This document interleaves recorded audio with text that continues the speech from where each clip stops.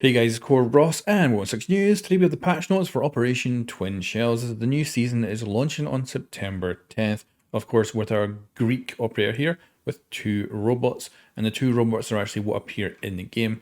And then we have a new gun on these robots, and this loadout is actually extremely simple: just 1 assault rifle, 1 pistol, impact grenades or proximity mines, 2 health, 2 speed. Then going down here, we have player protection. So they're adding yet another layer of anti-cheat. This is called binary hardening.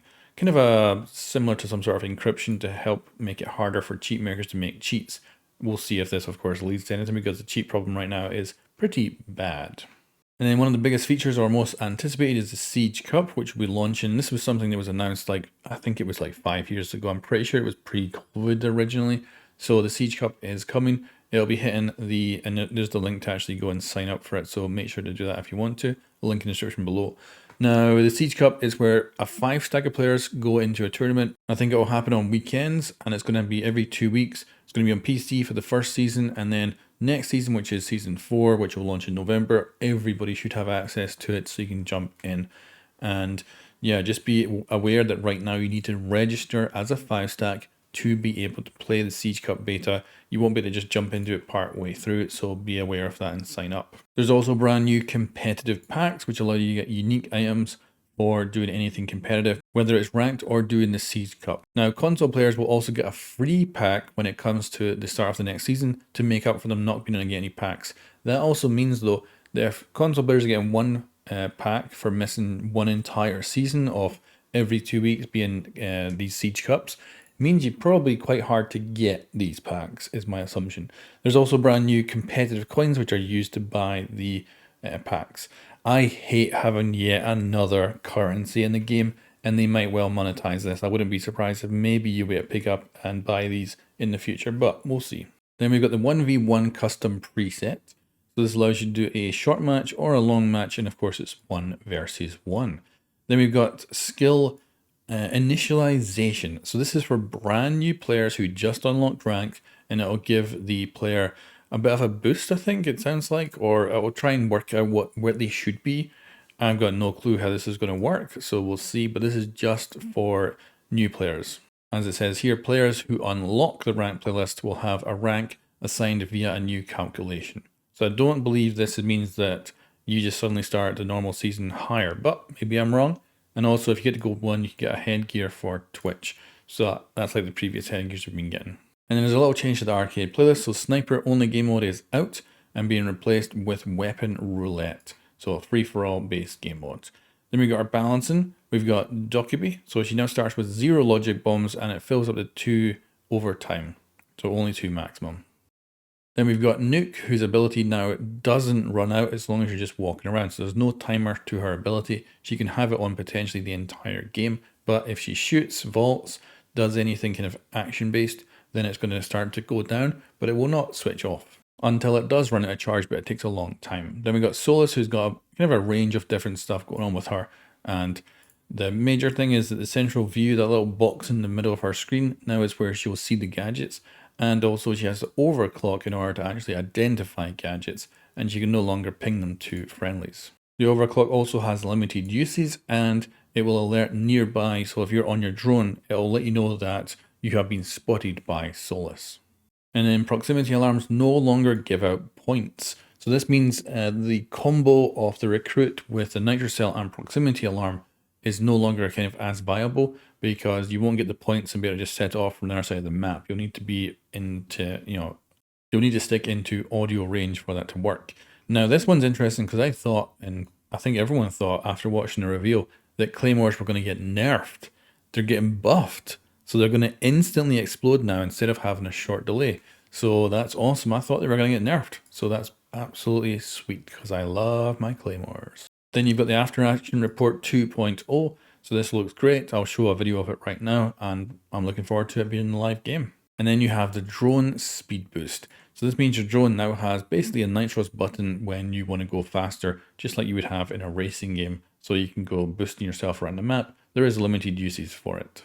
Then we got a Spectator Update. This is mostly for esports, but of course if you're doing anything yourself where you're using the Spectator mode, you can certainly use that to your advantage, but no need to go over it here. Then we've got the Versus AI 2.0. This brings in the attacker AI, and this means that when you play this playlist, you now just play a normal game of Siege where you're attacking, then defending, then attacking, and then defending, and eventually till someone wins, and the opponents are all AI. Then you've got map training playlist, so Tower and Emerald Plains have been added to it, and apparently it's a smoother experience to actually go to the page to get in. You've also got an update to the shooting range as well, and this puts in covers. It also allows you to go in there during actual matchmaking, which is great. And here we have our seasonal skin. This is gorgeous. This is one of the best ones I've seen in a while. Love it. Obviously going with a Greek kind of look to it to match the season. Very, very nice. And that'll be available when the season launches, which is cool. Then we got operator price decreases. So of course operators are going down in price that are older.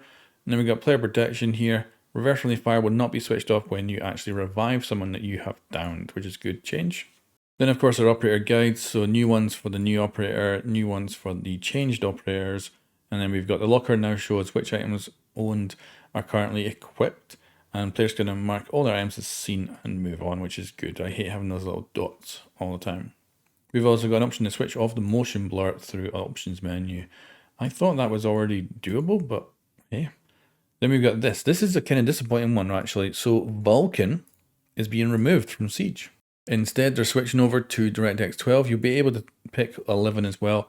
But I don't know if this is going to be great or not, because right now I have an old laptop which I use as a second computer sometimes. And it allows me to have a second person in Siege with me in custom games so I can test stuff. And normally without Vulcan, it runs at like 10 FPS. With Vulcan, it goes up to very playable frame rates. So I'm very worried about that for lower end hardware. But yeah, it's being ditched for DirectX 12. I don't know what that'll mean for future of the game, but yeah. But that is it. That's our patch notes for the new season. Let's go see if there's also some designer notes that we can take a look at. And we have our designer notes. Let's take a look at these. We can see our player balancing. Let's bring on the controls here.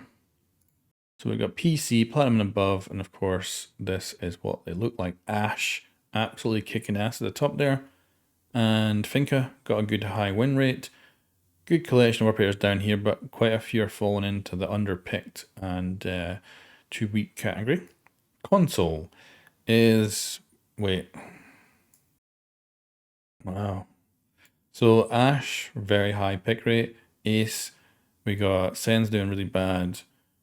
Yeah, and for the most part, the rest is quite similar without that Finca popping up. Then we got defenders. So PC, Platinum and above. We've got Doc up at the top with that ACOG he has. The recruit's doing terrible. Really bad. Yeah, not great. And console is exactly the same here. We've got a matching kind of thing, except obviously Doc is massively higher. Capcan's really high too. That's that players who just don't look for Capcan traps. Recruit's actually not doing as bad on console. Then we got the ban rates. We probably will not hit on these today because they're relatively simple. And then we got the changes to the operators that I told you about. So we got obviously Dokkaebi, Nuke, and Solus.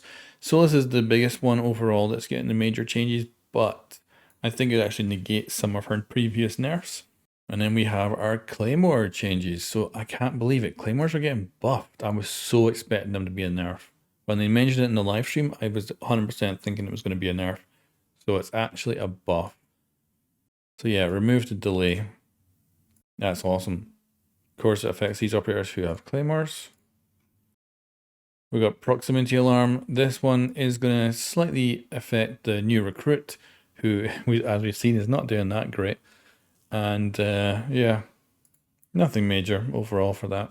Then we have some balancing to weapons. So the FMG9 for Nuke is getting improved. That's going to be the case on both Smoke and Nuke. So Smoke gets a nice little buff out of that. Yeah, so not bad. And of course, yeah, affects both these operators. Oh, so Ash, we've seen her way up in the pick rate. She is getting balanced. I didn't actually think this was happening. So Ash is getting a magazine reduction size for her R4C. Oh, so it's going down from 30 bullets to 25. And she's got overall a reduction in actual ammo as well. Okay, rank distribution. So this is interesting to look at. 0.7% of players are champ. Most players, of course, are down here in the bronze and copper. Then it's silver, gold, and plat, and then emerald and all that. And of course, very small numbers down here.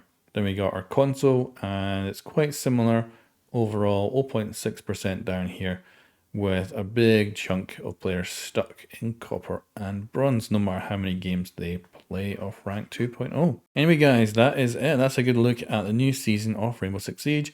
This is on the test server right now, and then of course it'll launch on September 10th. Anyway guys, thanks for watching. I'll catch you next time.